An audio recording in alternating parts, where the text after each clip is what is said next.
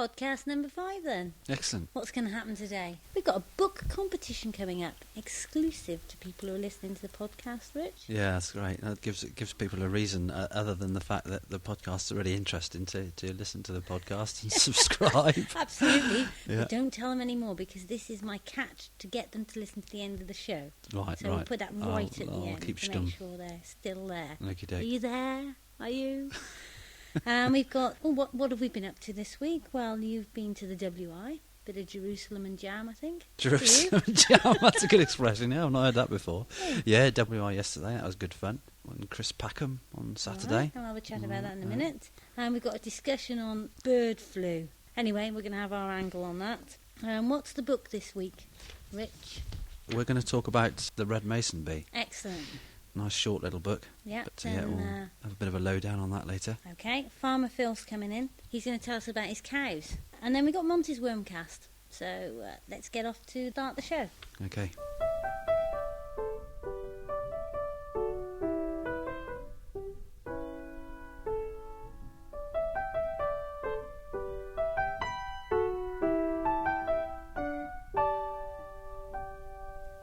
So, the WI this week. What was your talk about? Well, I did a talk about gardening for wildlife, Yeah. so natural gardening, but I took in a can of worms composter and talked about various composting techniques, and they were particularly impressed with the worm composting thing. Oh, right. Good bunch, nice bunch of people. We had a really sort of interactive talk. What I try and do is invite questions whilst I'm talking rather than wait at the end, because I often find that people forget what they'd like to ask at the end. Yeah. So you say at the end, you say, any questions? And people are almost too timid to put their hands up. So it's nice to have that kind of interaction through the whole process. So that was good.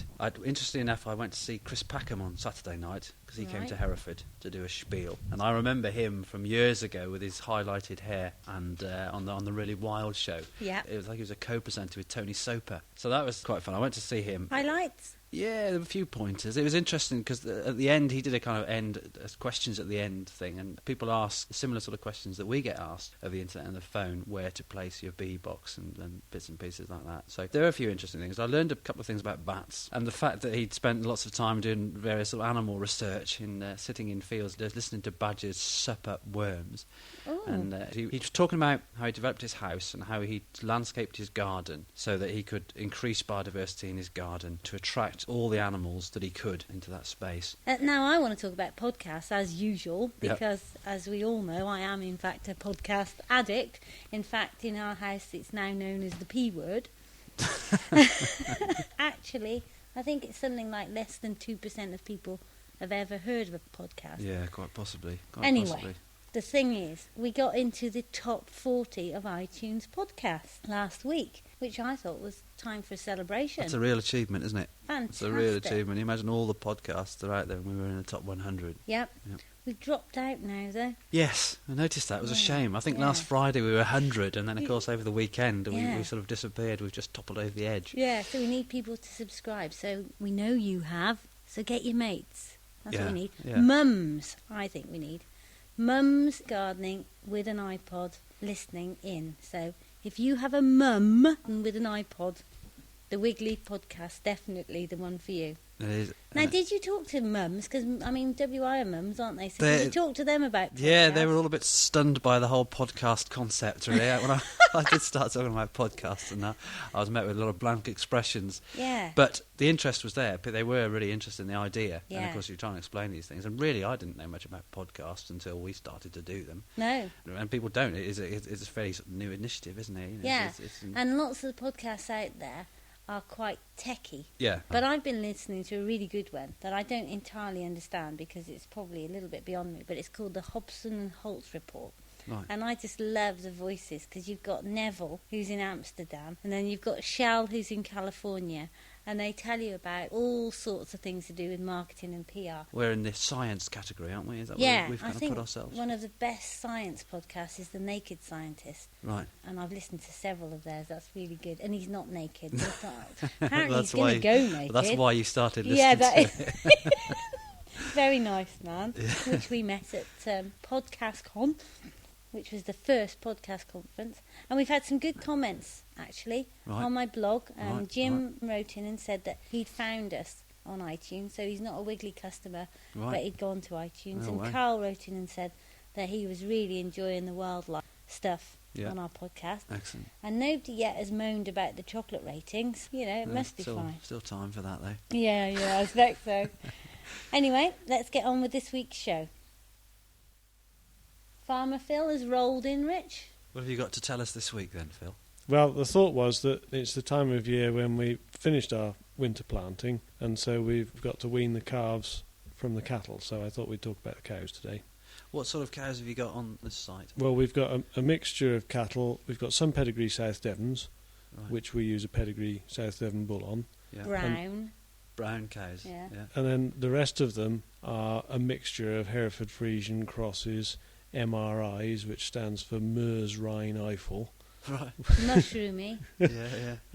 Aren't they, God? They're Mushroomy? black or brown and white. There we are. They're like a sort of short-legged Friesian, but So we they're use them because A German cow. French, sadly, Yeah. but they haven't got Holstein in them. No Which is the- Holstein.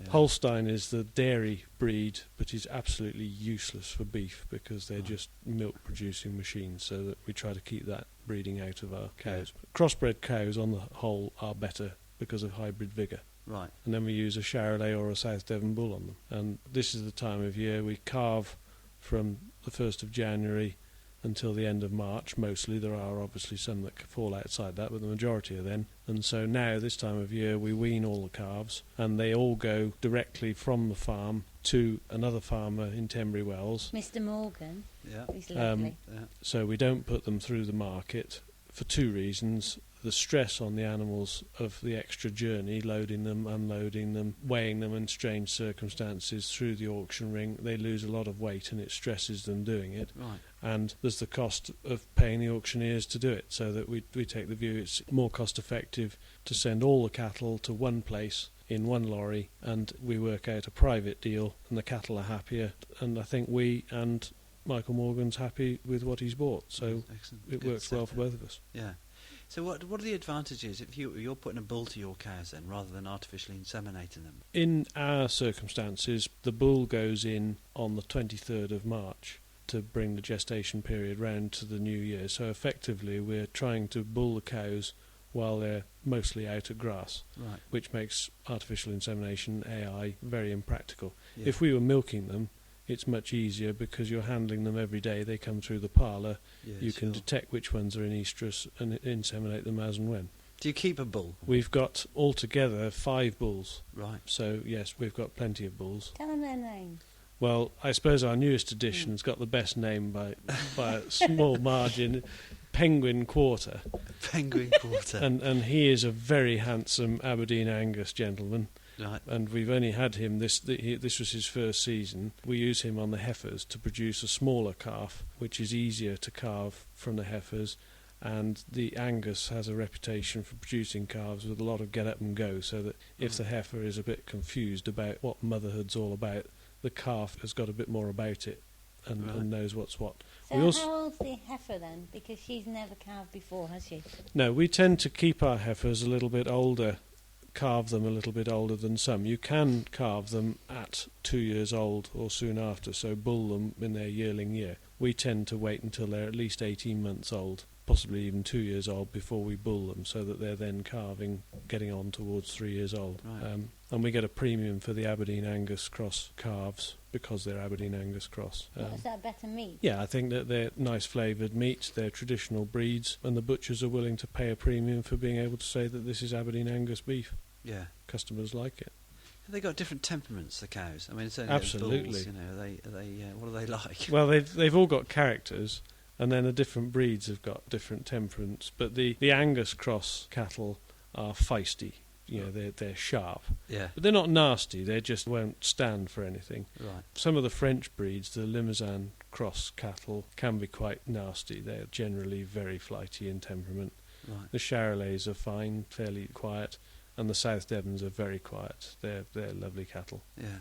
So that's what, ideally I suppose you need to be conscious of the temperament of your animals if you're keeping them in fields where people are likely to walk through or whatnot. Absolutely. I mean, there's problem both from footpaths through fields, and cows and calves are potentially the most dangerous item that you can go near with a dog, whether it's on a lead or not, because they will attack you. Yeah. And also there's the other practical thing that those of us handling them, we don't want to get beaten up by our own cattle. No, that's right. 600 kilos of cow that hits you in the wrong place, it hurts. Yeah. Yeah. Yours are really quiet though, aren't they? Hopefully, yes. I mean, we're lucky. We don't have many problems, and we don't try to ruffle them up too much. If you get a cow annoyed and its temperament has gone bad, you can't retrain them there. You know when you see on the cowboys them going around rounding them up and shouting and in our yard you hear Phil's dad coming down going, "Move along, darling. Move along, darling." But the cow is actually called darling, not it's not just got some relationship with the cow. Yeah. She was a good example. She's sadly no longer with us, but from the day she came on the place, which is some years ago now, she would not go into the cattle crush, and we never made her. Right. We never managed to. No. She just wouldn't have it. Just So wouldn't that's why Heather always heard Father say, "Move along, darling." Yeah. There was no hope of darling moving anywhere she didn't want to. He never lost his temper though. He just say a bit more, sturdily, "Move along, darling." Yeah. I wonder if it's like dogs. I wonder if the characters of cows is reflected by the behaviour of their owners. Because you're quite calm, aren't you? So I'm wondering whether that's what she's got. I definitely think that because my dad had cows and they were mad as hell. So there you are then. You have bright cows and stupid cows.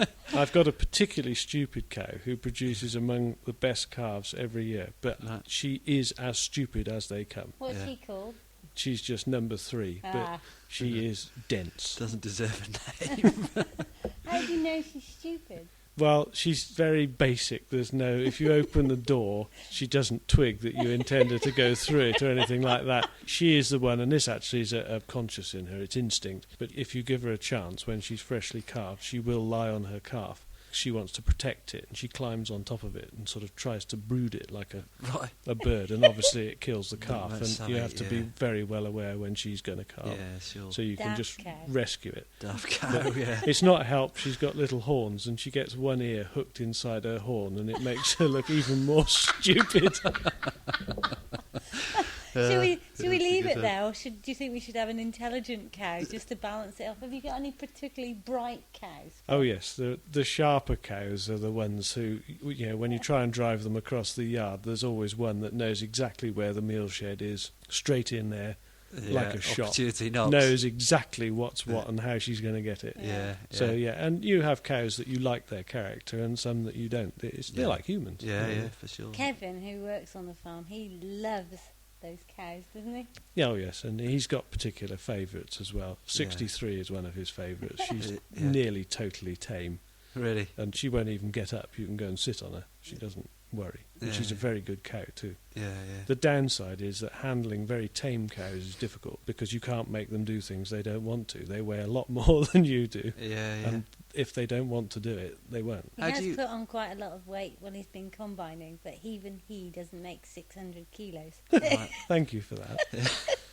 I'm just wondering though, people often think of farmers as just having animals, keeping them and not being attached to them at all. But you obviously are, and you do get attached to your animals. You're conscious of really looking after them well. So when it comes to the time when you've got to think about moving your animals on, how do you deal with that? It's quite difficult. It's not so bad with the calves. You don't tend to keep, we don't keep them for long enough to get to know their characters. But with the cows, it's not easy. We had to put one down the other day. She was 20 years old, which is old for a cow. Yeah, it is. And I calved her when she was born. There is a responsibility that they're there because you want them to be there, and part of that responsibility is that you have to deal with the end result, so that it's the same responsibility as having a pet animal or a pony or whatever. Yeah, that's You can't true. explain to Animals your cow don't that talk. when her arthritis has got to the point that she can't get up, that's why she can't get up. And funnily enough, all the other cows are very cruel to them at that point. Yeah, when you have one that's sick, it's one of the aspects of cow characters that I don't quite understand, but they are hideously cruel to one that's not very well. Right. And they won't let them eat, and they tend to want to get rid of them. Sort of, it's one of those aspects of animal behaviour, isn't it? It's a kind of pecking order thing. Pecking order. That's it. It's my job, isn't it, as the shock jock of Blakemere, to make the corking links. And so we're going from pecking order to bird flu. Yeah. Come on. Well done. Very Yeah, good. Thank you. Very So, aren't you sick of bird flu? Yeah, so to speak. Yeah, not in literal terms, no. It's on the news all the time, isn't it? We'll keep building on this conversation because it's quite agricultural based, isn't it? So what's your view on it? Are we right to be worried? Well, the short answer is no. The important thing is that the context of it, that there's nothing new in bird flu. We have different strains of bird flu almost every year, and that this one is a particularly virulent one to some birds. But having said that... H5N1. If you say so. Apparently. Yeah. But it's been about for years. That's right. It's been about for years. It hasn't run completely riot. I think it's something that we should be aware of and, I suppose, mildly concerned about, and we might just make sure that what we do is right and that our biosecurity processes are right in the context of farming and so on. Yeah. But I don't think it warrants the kind of media hype that it's been given in any way, shape or form. But Absolutely. let's just look at this logically, though, because surely you need to separate...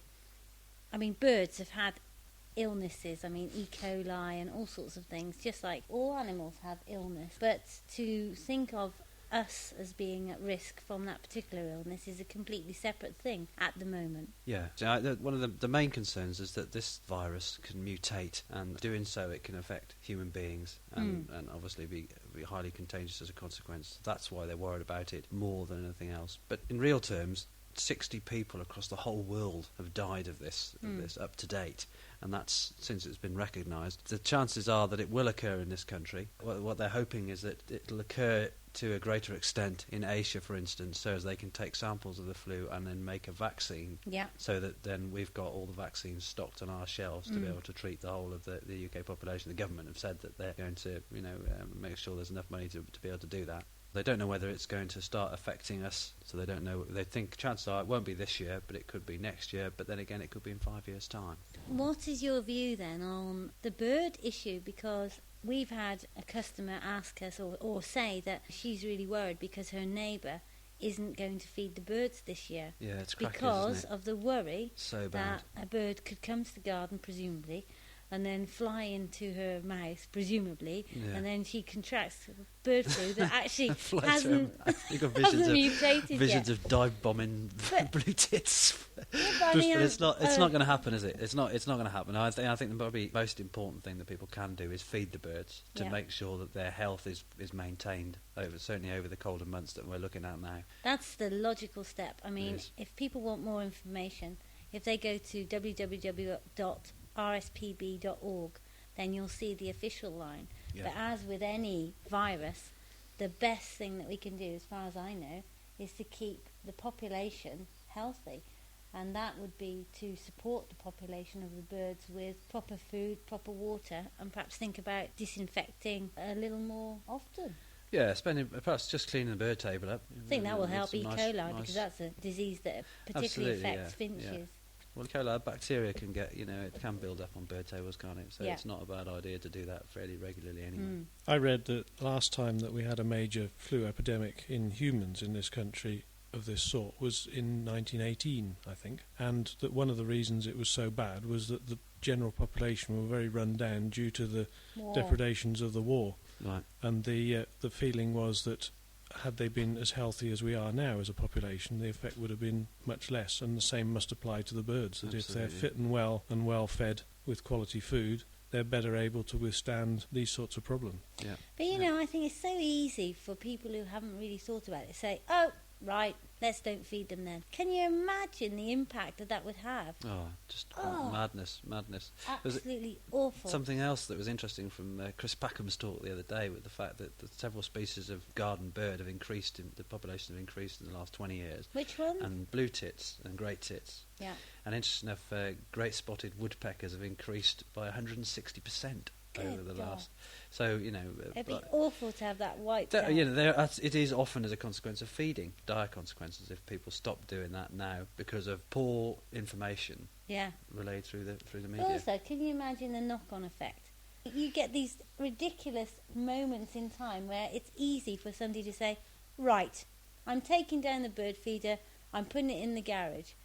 But if everybody did that, Yeah. It would be a disaster. Catastrophic. It must be all about relative risk, isn't it? It's a media-hyped thing that we should be aware of. One thing that was interesting for me, though, is the fact that when you kind of watch the news, the fact that we're importing wild birds into this country to put in cages. That's Yeah. one thing it really kind of smacks of hypocrisy. You know, where we were just the last couple of years, we've been inundated with the fact that hunting's so cruel and ban hunting with dogs. And fair enough, the government have banned hunting with dogs, but we are still importing wild birds to put in cages. Well, Yeah. isn't that a bit sick? I mean, I don't know. I mean, people are obviously going to listen to this when they've got a parakeet in their cage and think, oh, that guy, it's all right. The parakeet's perfectly happy. But birds are probably one of the most wonderful, freest, most fantastic animals in the world, and we're importing them to put in cages. That What's is that all seriously about? weird, isn't it? What's that all about? Yeah. Don't understand that at all. So, to conclude with this bird flu, are you worried? Should we be taking Monty to feed the ducks on our pond or not? My feeling is that I'm not worried at all. It seems to me that from what I've heard and read, there are so many ifs involved. First of all, the bird flu has to pass from birds to a human. There are 60-odd cases of that have killed people across Asia. That's negligible. But they've all been poultry. Absolutely. They've been in Right. intimate contact with poultry. The second if is that the virus mutates into a form that can then be transmitted human to human. That hasn't happened. And the third if is that having transmitted from human to human, it's contagious enough for a lot of humans to catch it, and then you have got to get into contact through a sneeze or whatever with an infected human for you to catch it. So as far as I can see, there is, I couldn't say no risk, but it must be totally negligible of you suffering from bird flu, from birds in the garden, birds in the park, birds flying past. So you really have to go round to a neighbour who's been to the Far East, who's got bird flu, who's come home and who's accidentally sneezed on you to ever have a chance of getting it, and as yet that can't happen because it hasn't mutated from human to human. Yeah. I think we should forget it. I think that it happens every year, so we're told, and this is just a more virulent strain of it within birds, so I don't see a great risk. It can souse off then. Yeah, I reckon.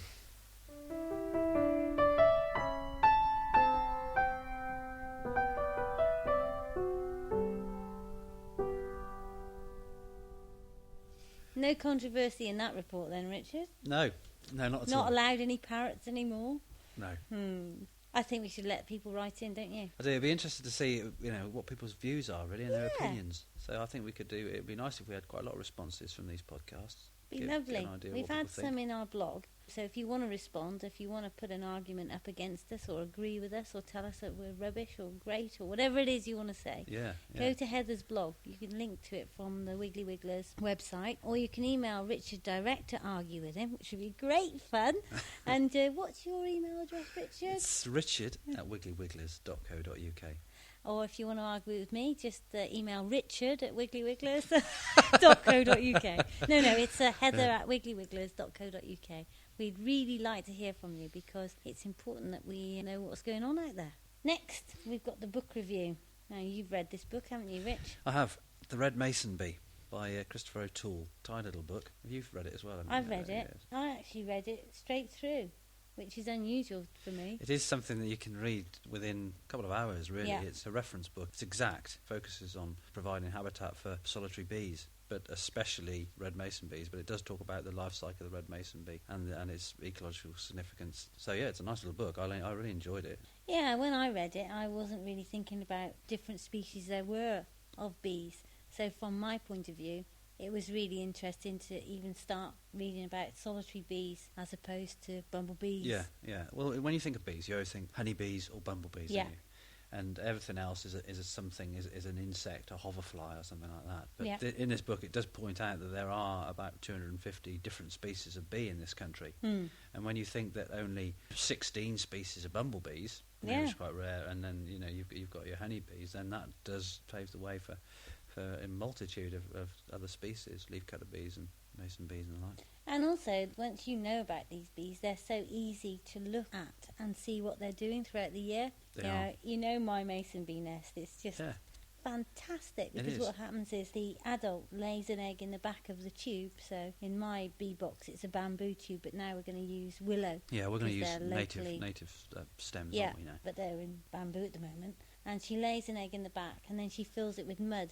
Takes her ages. Yeah. Carries on. Yeah. 6 eggs, I think it is, till she Somewhere, reaches the end. Yeah. And then it's the end of the summer. And she's that ragged wing bee that's absolutely shattered.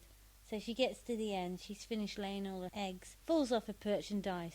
Oh. It's a shame, isn't Yeah, it? that is a shame. Yeah. Then out the winter, they stay in there, obviously growing. Yeah. Come spring, the one that wakes up is in the back because he was laid first. Yeah. How does he get out?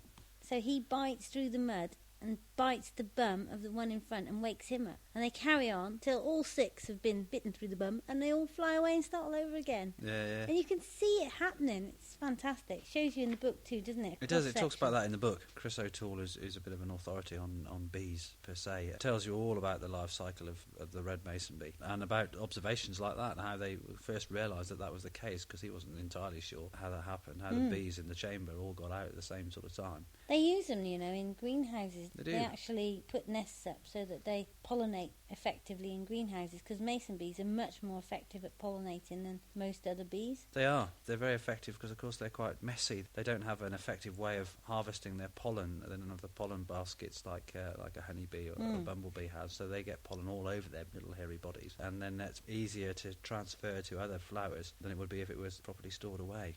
Good little read. Good little book. Less than £4, 40 pages. This is a book that would be worth buying. If you're serious about providing habitat for bees in your garden, it'd be worth buying just to have as an accompaniment to your bee nest box. Yeah. I think, for £4, an ideal little book. If you know someone that's got everything but really enjoys their garden, this would be a cracking little Christmas present, wouldn't it? God, you're tight, aren't you? Yeah, £4, You really just are a job. tight, yeah. yeah. What's your point? Corker. Right, now, come on the chocolate rating. Oh, here we go. Chocolate rating. Yeah, no. Well, Do I you know wanna you remind- have problems with my. Yeah, do you my- want to remind the listener That sounds a bit. what the chocolate rating is? No, I think you should do that because I Right. can't remember. I should try and keep calm, because last time I went over the top. Yeah, Hershey's. Ugh. You said it was rancid. it is rancid. Yeah. Yeah. Next was Nestle. Third, and right in the middle, so a decent bar. And I mean, a lot of people really like it, don't they? I mean, a lot of people have mentioned that Cadbury should be number 1, but to me, Cadbury's number 3. Right. Number 4, moving to a classy product, Galaxy. Your Galaxy. Yeah. Yeah, very milky. And then we have the ultimate, which we're not going to go over the top with, but if you have been skiing and if you have seen that purple wrapper, it is in fact Milka! Yeah, I saw just on holiday. I did see lots of Milka bars in a supermarket I went into, and I thought of you and I thought of your chocolate rating. But well, I'm gonna. It's difficult to say, but it's a very good book. So I'll probably go for Galaxy.